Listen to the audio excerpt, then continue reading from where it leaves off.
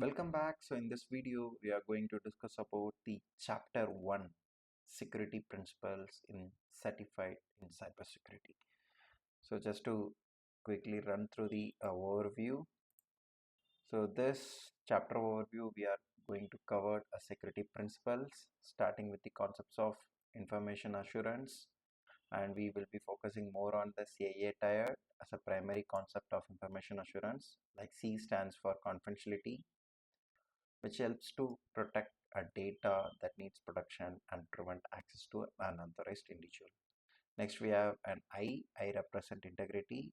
We must ensure the data is not altered or modified in an unauthorized manner. Then A symbolized availability, okay, which must ensure the data will be accessible whenever it is needed and what format it is required. And we will also discuss the importance of privacy, authentication, non-repetition, and the authorization. Just explore the safeguards. Explore the safeguards and the control measures prescribed for information systems to protect the confidentiality, integrity, and availability of the systems and this information by applying risk management. And we are able to access and prioritize the risk, especially the assert vulnerabilities and can be exploited by the threats to an organization. An organization can decide whether to accept the risk, ignoring the risk, and continuing risk activities. Avoid the risk, maybe ceasing the risk activity to remove the livelihood that an event will occur, mitigating the risk, taking an action to prevent and reduce the impact of event, and transfer of risk, passing the risk to a third party. And you can learn about three types of security controls such as physical, technical, and the administrative, and they act as a safeguard or countermeasures prescribed for information systems to protect a confidentiality, integrity, and availability of the systems and this information. The implementations of security controls could reduce risk, hopefully to an acceptable level. Physical security address process-based security needs using physical hardware devices such as badge reader, architectural feature of building and facilities, and specific security actions taken by the people.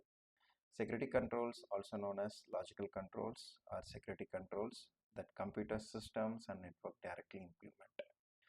Administrative controls, also known as managerial controls, are directives or guidelines or administrators aimed at the people within an organization.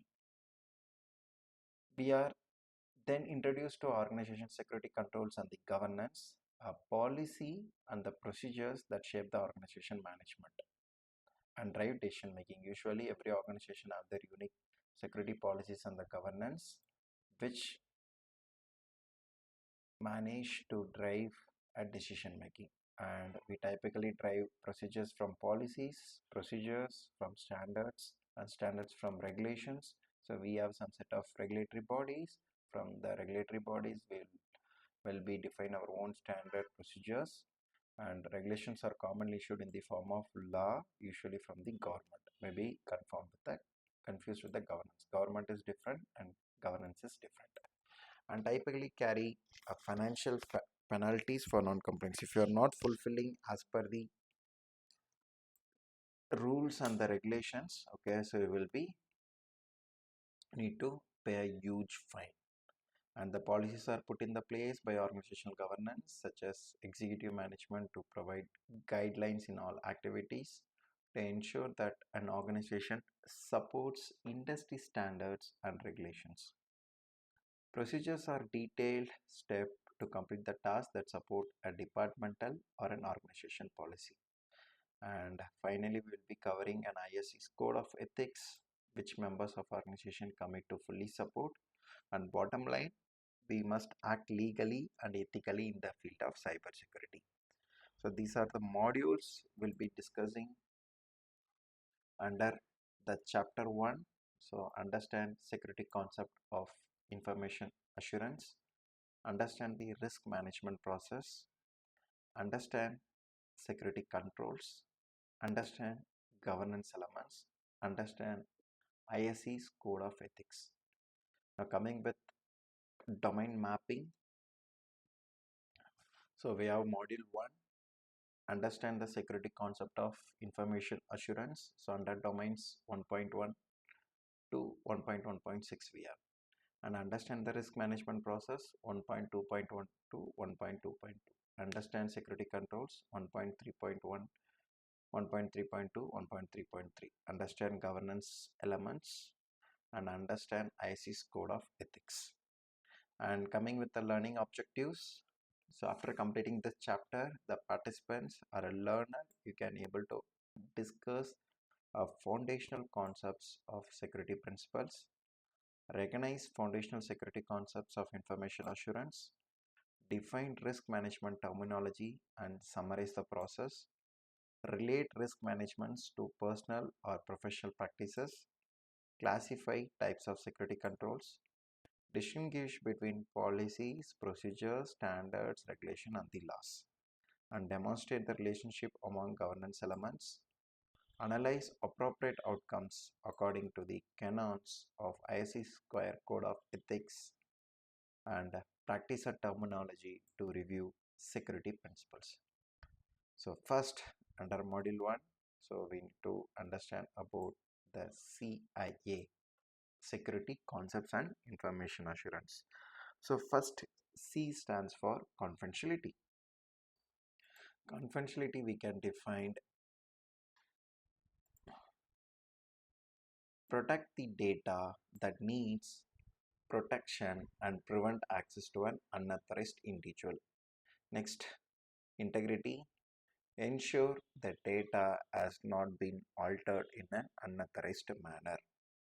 And next, availability, ensure data is accessible to unauthorized users when and where it is needed and in the form and the format that is required. So confidentiality, again I repeat, protects the data that needs protection and prevent access to unauthorized individual. Only the trusted users can be able to access it. Maybe an employees are allowed to access a SharePoint. Maybe the employees are allowed to access a Gmail. Maybe the employees are allowed to access a specific organizational resource. The next comes under integrity. Only an authorized person, okay, are allowed to modify the data. So access is just a view, but integrity is about modify and edit as well. Only the authorized persons are allowed to modify or alter the data. Modification include edition, execution, deletion, okay, editing. So all those things comes under modify or an alter. Next comes under availability. You have a data, but that data need to be accessible 24/7, and only the users they can go and access the resource. The best example, we have an internet. In internet, there are n number of resources are there. If you cannot access the data, and so timing, it's a useless, right? So availability plays a major role to access a data at any time, but make sure only an authorized users are allowed to access the data. Maybe those data may be a sensitive data. Then next comes under understand the risk management process. So in the context of cybersecurity, the typically threat actors include the following. First is insiders, either deliberately or by some human errors or by cross incompetence. Maybe a person who is an employee, okay, by mistakenly deleting a folder. So all those things comes under insiders threats. Then next we have an outsider threat. Outsider threat is an individual or an informal groups, maybe a set of hackers or a group of hackers or people who are targeting your organization to break the reputation of your organization. So those people are considered as outsiders, okay, or informal groups, either planned or optimatics discovering the vulnerabilities. Coming with formal entities that are non-political, maybe a business competitor or a cyber criminals. Okay, maybe because of those competitors also your organization will be like a risk. and formal entities that are political, such as terrorist, national state, and the activities. So their main intention of terrorist and national state and the activities is they need to target an organization, try to penetrate or hack the systems and the networks, and they will demand a huge amount. Okay, and at some cases, first cases, they will take the data and they can steal in the internet itself. So those entities are considered as formal entities that are political. Then intelligence and information gatherers.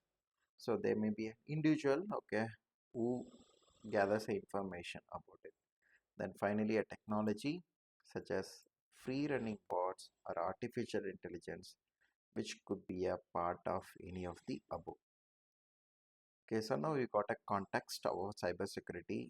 Were there inside us we have, outside individuals we have, formal entities that are non-political we have, then formal entities that are political we have, then intelligence or information gatherings we have, and the technology we have. The next we have risk identification. Identify risk to communicate it properly. So these are the some of the stages.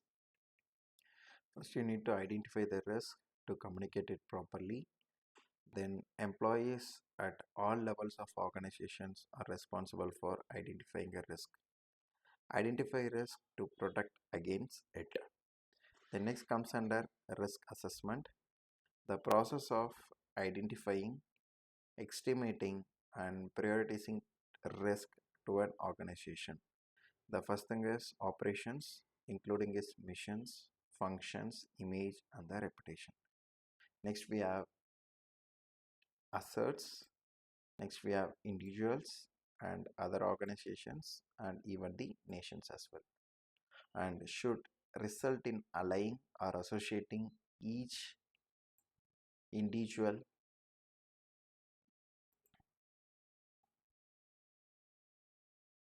identify risk based on the objective, goals, assets, or the process. So the first steps we have risk identification. First, you need to identify the risk, what type of risk organization will face. This next is a risk assessment. You need to assess, test. The assessment may be based on the operations or an assets or individual or other organization, even the nations. The next is risk treatment. So here we have four stages. One will be accept the risk. Next will be avoid the risk. Next is reduce the risk. Then transfer or share the risk. So I repeat. So risk assessment consists of four stages. One will be accept the risk. Second is avoid the risk. Third is reduce the risk. And fourth is transfer or share the risk. So first accept the risk. Acceptance is taking no action to reduce the livelihood of the risk occurrence. So the next avoid the risk. Risk avoidance is a decision to attempt to eliminate the risk entirely. So avoid the risk, what it is do, it will avoid the decision to attempt to eliminate the risk entirely. Then next we have reduce or mitigate the risk. Risk mitigation is the most common type of risk management that include taking a risk actions to prevent or reduce the possibility of risk events and this impact. So risk mitigation, we are taking an action, mitigating it. So risk mitigation is the most common type of risk management that include taking action to prevent or reduce the possibility of the risk, events, and this impact. The next we have transfer of risk. Some cases as an organization, it's quite difficult to handle a risk. So in this case, you can transfer the risk to an other third parties or other entities so that they can handle the risk. Just we got a clarity or the completion of the module 2. So let me quickly take you to the module 3. So under module 3, let's discuss about security controls. We have mainly three types of security controls. One is physical controls, second technical controls, third is administrative controls. Physical controls are physical hardware devices such as a patch. architectural features of the building, such as environmental controls, CCTV cameras, okay, so and that security guards, parking slot, fence, bollards, electric fencing. So all those things come under physical control. Physically, if you see those the controls, that is known as physical controls that address process-based security needs. Then next we have a technical control. This is a logical control. You cannot see. Okay, it is like a software based. So security control that compute systems and network directly implements. Then next we have an administrative control. So also known as like a manager control or management controls. It can be like directives, guidelines, or advisory aimed at the people within an organization. So administrative controls also known as manager controls. So here guidelines, frameworks, legal things, so everything comes under this administrative controls. So now we got a clarity about this physical, technical, and administrative controls. So some of the examples of physical controls include reader badge, CCTV camera, and technical controls. We have like firewalls, IDS, and IPS, and administrative controls. Okay, so we have guidelines, policies, SOPs, all those things. Then next, understand governance elements. So first of all, we need to understand what is meant by governance. So governance consists of few things such as procedures, policies, standards, and the regulations. Procedure is a detailed step to complete the task that supports departmental or organizational policies. The next comes under a policy. So procedure is nothing but it's a detailed step how to complete a task. Okay, SOP we can say steps of procedures. The next is a policy. So it was defined by an organization like password policy, HR policy, leave policies like that. Put in the place by an organizational governance such as executive management to provide guidelines of all activities to ensure that an organization support industry standards and the regulations. Industry standards and regulations means NIST, they provide some industry standards. ITIB, okay, so those provide some set of standards. Cobalt is one of the industry-based standards. So all those things comes under policies. Then coming with the standards, so standard often used by a governance terms to provide a framework to introduce policies and the procedures in support of regulations. So there are regulations like RBI, okay, they define regulations for a banking sectors like this. The standards, they closely understand about the regulations and help to create own policies and the procedures. Then finally, the regulations commonly issued in the form of laws, usually from government, not to be confused with the government. So here always see the government and the governance is totally different. Government is Indian government, okay, US government, okay, so like that. So if you're not following those regulations, not fulfilling the regulations, so you need to pay huge penalties for non-compliance. Now we got a clarity about policies, procedures, standards, and the regulations. So procedure is nothing but a set of activity you need to do. Okay, maybe a document it will be there. So based on step 1, do this, step 2, do this, step 3, do this, step 4, do this.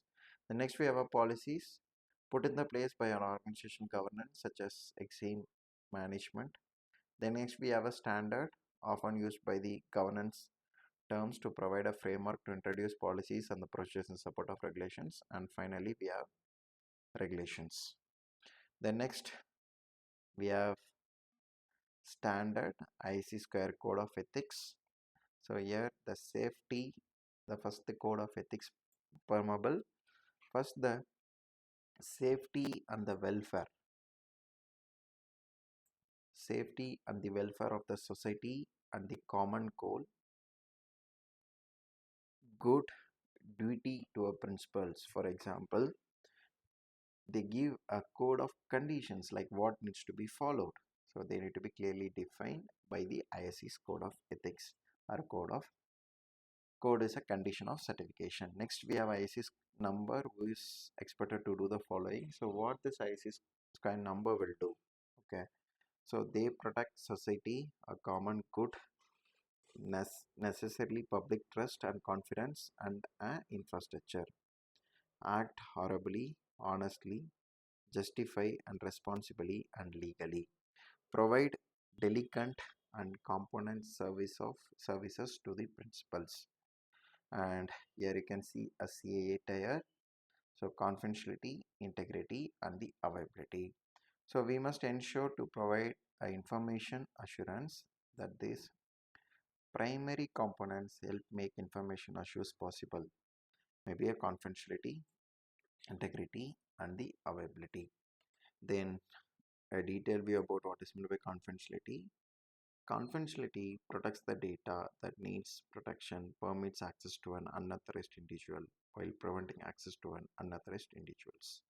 So it will restrict only the authorized user are allowed to log in, unauthorized users are not allowed to log in. The next comes under integrity, ensure the data has not been altered in an unauthorized manner.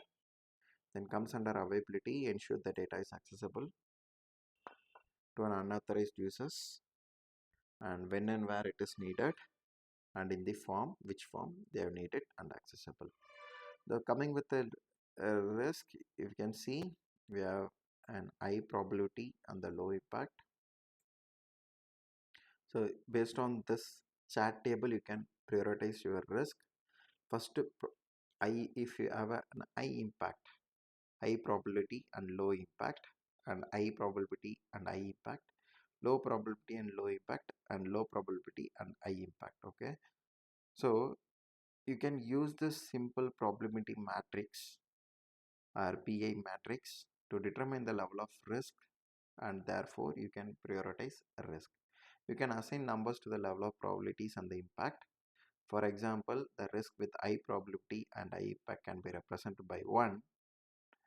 Low probability and high impact will be represented by 2, and high probability and low impact will be represented by 3, and low probability and low impact is 4.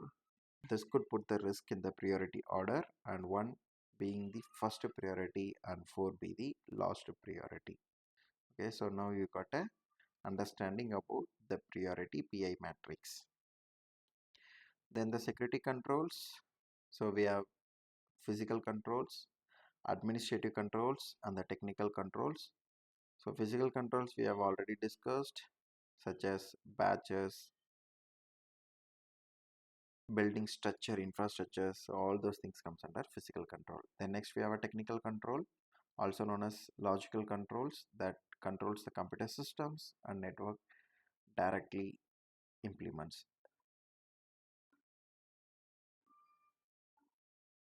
Then next we have administrative control, also known as managerial controls. It provides directives, guidelines, and advisories. And the formula for the risk, one of the important thing from the examination point of view, level of risk equal to probability plus impact. And just to summarize the common terms and the definitions under this chapter 1, adequate security. So it means security commencement with the risk and the magnitude of the harm resulting from the loss, misuse, or unauthorized access to or modification of informations. The next comes under administrative control. Controls implemented through physical and policies. Examples include access control, process, and requiring multiple personnel to conduct a specific operation. Administrative controls in modern environment are often enforced in conjunction with physical and or technical controls such as accessing granting policy for new users that requires login and approval by the hiring manager. Next comes under artificial intelligence, the ability of computers and the robots to stimulate a human intelligence and the behavior is considered as artificial intelligence. Coming with an assert anything uh, anything of value that is owned by an organization. Assets include both taggable, such as information systems, are physical properties and intangible assets such as intellectual properties. Next comes under authentication. Access control process validating that an identity being claimed by one user or an entity is known by a system by compromising one or more factors of identification. So authentication is nothing but validating the identity, okay, by using some of the factors such as biometrics, username and passwords. That is known as authentication. You have an identity, you have identity like username and the password and biometrics. I just need to authenticate you, right? Whether those IDs or exists in your system or not. That is known as authentication. The next authorization, a right or a permission that is granted to a system entity to access a system resource. Imagine you have an identity, username and the password, which will be authenticated in the systems. Once an authenticated you have some set of permissions and the privileges that is known as authorizations. Okay, so in the overall the process, first identifications happens, then authentications happens, then the authorization happens. The next, availability, ensure timely and reliable access to and use of an authorized access. Then baseline, a documented low level of security configuration allowed by the organization. It's a baseline, okay? It's a minimum level of standards they are using. Then biometrics, biological characters of an individual such as fingerprint and geometry, voice, even the iris pattern are a part of biometrics. The next we have a bot. So bot may be a malicious code that act like a remotely controlled robot by an hacker. So you can see as a torsion. Okay, so it's one type of bot. So how this bot functions, how this bot works. So this bot is customized and created by a hacker, and it is injected or injected into the systems, and it is controlled remotely by an hacker. The next, classified or sensitive information, information that has been determined to require protection against an unauthorized disclosure, and it is marked to indicate its classification status and the classification levels within a documentary form. So we have two types of data. One will be the sensitive data, one will be a normal data. So sensitive data, if it is get breached, it creates a huge impact in the organization.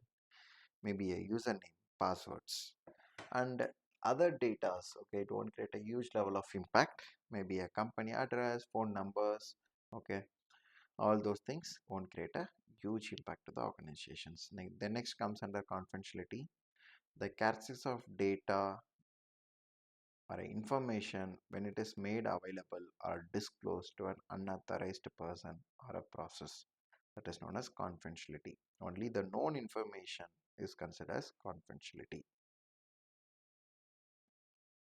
The next, criticality, the measure of degree to which the organization depends on the information or information system for a success of a mission or a business function.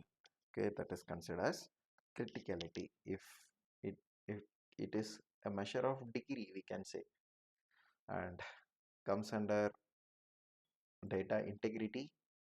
Data integrity we have already discussed. So the property that data has not been altered in an unauthorized way or an unauthorized manner. Only an authorized user are allowed to modify the data. The next comes under encryption. The process and the act of converting the message from a plain text to a ciphertext. Sometimes it is also referred to as encrypting. The two terms are sometimes used interchangeable in literature and have similar meaning. The process and the act of converting a message from a plain text to an unreadable ciphertext is known as encryption. For this, they will be using a keys such as public keys and the private keys for the encryption. Then next we have GDPR. General Data Protection Regulation. So it is a European Union standard which was released in 2017 that provides a comprehensive legislations that address personal privacies, determining it an individual or a human rights. Then comes under governance, the process of how an organization is managed.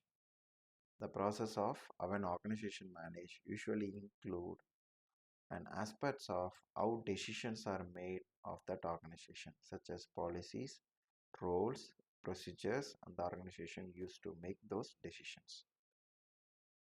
The process of making how an organization is managed, that is known as governance. Then next we have Health Insurance Portability and Accountability Act, which mainly focus on PHI data, personal health information data. This was a US Act. Okay, from the examination point, these are very important. The US federal law is a most important healthcare information regulatory in the United States. It directs the adaptation. Every health sectors they need to fulfill this HIPAA Act. It directs the adaptation of natural standards for electronic healthcare transactions while protecting the privacy of the individual's health information. Other professional address fault reduction, protection of individuals with health insurance, and wide range of other healthcare related activities estimated in 1996. So now we got a clarity about what is meant by HIPAA, why it is introduced and why it is introduced.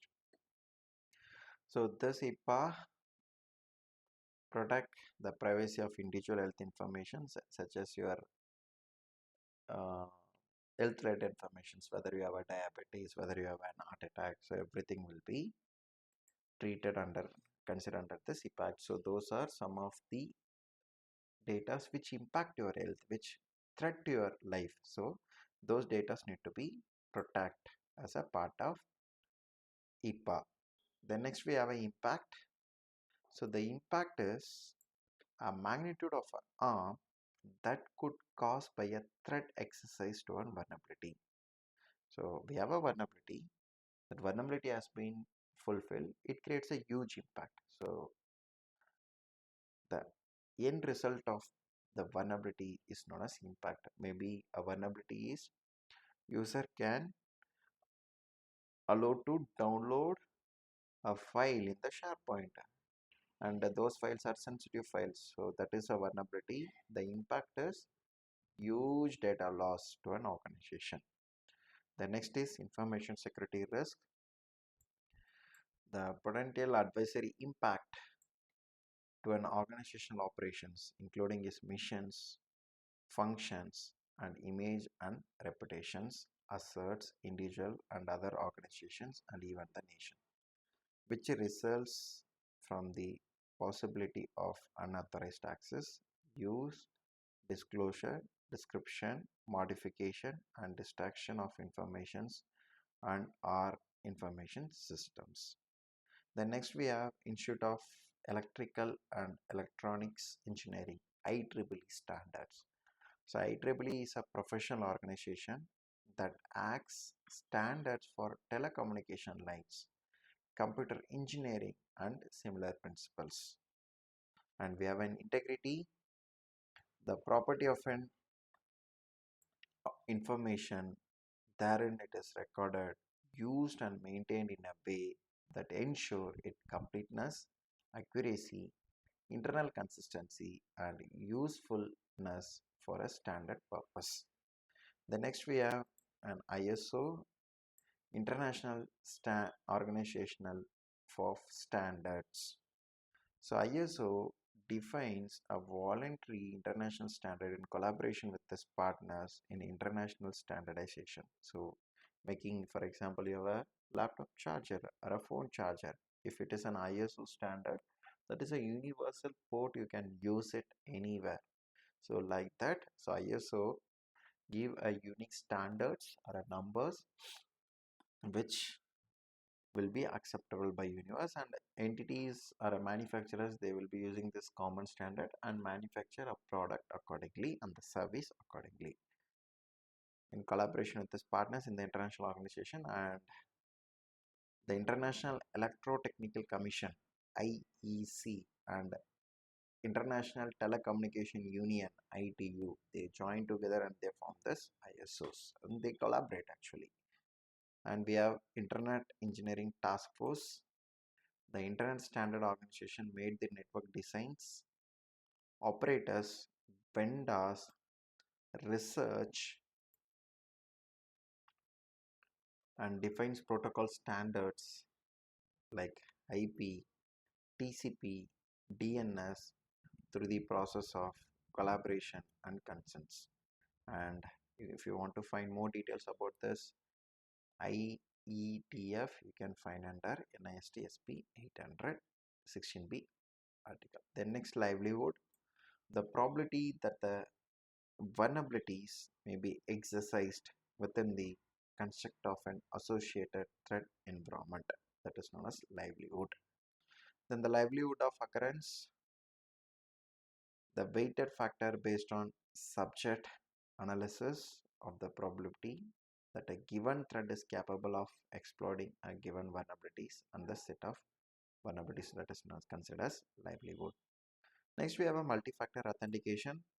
If two or more distinct instances of three factors of authentication, something you know, something you have, and something you are considered as identity verification. If you are providing two or more instance for verifying for authentication, it's considered as MFA. For something you know, it's a password, something you have, it may be a fingerprint, and something you are, it's a biometric. And we have National Standard Institute of Standards and Technology, NIST standard. NIST is a part of US Department of Commerce and address the measures of infrastructure within the science and technology effect within the US federal government. NIST sets standards in the number of areas, including information security within the computer security resource center of the computer security division. So NIST is a part of US Department of Commerce and address the measurement infrastructure within a science and technology effects within the US federal government. NIST sets standards in the number of areas, including information security within computer security resource center. Then we have a non-repetition, the inability to deny taking an action, such as creating information, approving information, and sending or receiving information. So now think, from HR department you got an email telling like you got an hike of so and so percentage. But if you go and check in the HR department, they are claiming that we didn't send a such type of email. So to avoid this, we need to have this non-repetition in the place. Non-repetition tells about it's an inability to taking action on such creating forms. Okay, so now we got a clarity about what is meant by non-repetition. We have PII, Personal Identifiable Informations, the National Institute of Standards and Technology, NIST, in a special publication 801 and 2 defines PII. PII is nothing but it's a personal identifiable information, such as if you're an Indian user, if it's a Aadhaar, if it's a US, is a social security number, name, date of birth, mother's name, father's name, biometrics. So any information which is related to your personal comes under PII, and information which is related to your medical, okay, comes under PHI. So now you got an idea about P, PII data, right? The next comes under physical controls. Controls implemented through a tangible mechanisms such as walls, fence, security guards, CCTVs. So all those things comes under physical control.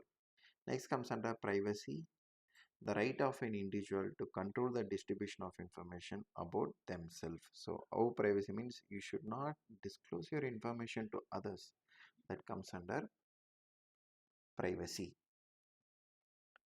Then we have a probability. So probability is nothing but a chance or livelihood that is given treat that is capable for exploiting a given vulnerabilities or set of vulnerabilities. Example, NIST SP830 revised version gives a detailed view about the probability part. Then we have PHI, information regarding health status, providing an healthcare on the payment of the healthcare as defined in HIPAA. Then qualitative risk analysis, it's a method of risk analysis. There are two types of risk analysis. One is qualitative and next is quantitative. Qualitative risk analysis, a method of risk analysis that is based on the assignment of a description such as a low or a medium or an high. In a qualitative, it will tell you whether the risk is low or a medium or an high. But in a quantitative, the quantitative risk assessment, the method of risk analysis, which is where numerical values are assigned to both impact and the livelihood based on the statistical probabilities and the monetization. So that is considered as qualitative risk analysis. The next comes under a risk, the risk event when have a negative impact upon the organization. Risk is nothing but your vulnerabilities. Because of the vulnerability, your organization is under risk. Because of the vulnerability, the application is under risk. Okay. Then next we have three types. One is risk acceptance, risk assessment, risk avoidance, risk management, and risk framework. Okay, let me quickly go through this each and individual things. First, we have got a clarity about what is in by risk. A possible event that have a negative impact upon the organization. So that is considered as a risk. If tsunami is happening, okay, that was a risk to an environmental controls. If you don't have a proper controls in the place, so that is a risk to an organizations. Okay, so first is a risk acceptance, determining that the benefits of the business function override the possible risk impact livelihood and performing that business function with no other action, that is known as risk acceptance. Then next we have a risk assessment. Risk assessment is a process of identifying, analyzing risk to an organizational operations, including mission, function, image, or reputations, organizational assets, individuals, and other organizations. The analysis performed as a part of risk management, which incorporates threat and vulnerability analysis and consider mitigation provided by the security controls planned in the place. Next, we have risk avoidance. So it's a method to avoid the risk if anything happens, or you can avoid by taking an immediate actions like implementing the controls. Next, risk management, the process of identifying, evaluating, and controlling threats, including the all phase of risk context, risk assessment, and risk statement and risk monitoring. Risk management framework. So the structured approach used to oversee and manage risk for an enterprise. Then risk mitigation, taking an action to close and the control risk. Risk tolerance. So the level of risk that an entity is willing to assume in order to achieve the potential desired results. Example source NIST SP 832, risk tolerance, risk appetite, risk acceptable risk, also known as terms use syndrome. Then risk transfer, paying an external party to accept the financial impact of the given risk. Risk treatment, the determination of the best way to address an identified risk. Then security controls, the management, operational and the technical controls. Example, safeguards are a countermeasure prescribed of an information system to protect the confidentiality, integrity, and availability of the systems and this information. Next comes under sensitivity, a measure of the importance assigned to an information by its owner for the purpose of denoting his need for example, NIST SP 860 Volume 1 Revision 1. Single phase or authentication, use of just one of the three available factors.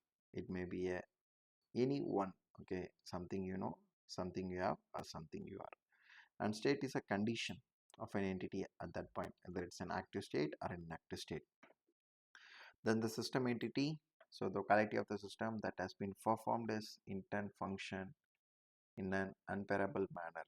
So that is known as system integrity. Then technical controls, we know, right? All type of technical controls such as hardware, software. So all those things comes under technical controls. Then a threat, so any circumstance or an event with an advisory impact organizational policies, including mission, function, or a image or a reputations. Then threat actor, an individual or a group that attempts to exploit vulnerabilities to cause or force a threat to occur. That is known as threat actor. Maybe a malware, spyware, or the Trojan. Then threat vector, the means by which threat actor carries out their objective. The next we have a token, a physical object a user possesses and controls that is used to authenticate a user's identity. The next we have a vulnerabilities, weakness in the information system, system security procedures, internal controls or implementation that could be exploited by threat actors.